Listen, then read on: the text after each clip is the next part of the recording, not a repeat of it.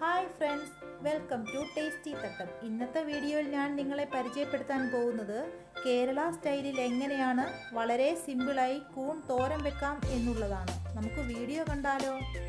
ഞാനിവിടെ കുറച്ച് കൂൺ എടുത്തിട്ടുണ്ട്. ഇതിലിടാൻ കർണംപൊട്ടി മുളകുമാണ് എടുത്തിട്ടുള്ളത്. ഉണ്ടമുളകൊന്നും പറയാറുണ്ട്.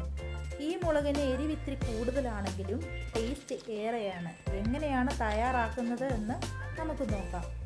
ചെറു ചൂടുവെള്ളത്തിൽ കുറച്ച് നേരം കൂണിട്ട് വെച്ച് കഴുകിയെടുത്ത് ചെറുതായിട്ട് അരിഞ്ഞ് അതിലേക്ക് കുറച്ച് ഉള്ളിയും മുളകും സവാളയോ ചെറുള്ളിയോ ഇട്ട് മുളകും കൂടി അരിഞ്ഞ് കരിവേപ്പില ഇട്ട് ഇളക്കി അടുപ്പത്ത് കുറച്ച് വെള്ളം ഒഴിച്ച് ആവിക്ക് വെച്ച് വേവിക്കാവുന്നതാണ്. ഈ സമയത്ത് നമുക്ക് തേങ്ങ ചിരകി അല്പം പെരിഞ്ചീരകം, മഞ്ഞൾപ്പൊടി, വേണ്ടത്ര മുളകും ഇട്ട് ചതച്ച് ഈ ആവിക്ക് വെച്ച് വെന്ത കൂണിലിട്ട് ഇളക്കി പാകത്തിന് ഉപ്പുമിട്ട് കൊടുക്കാവുന്നതാണ്.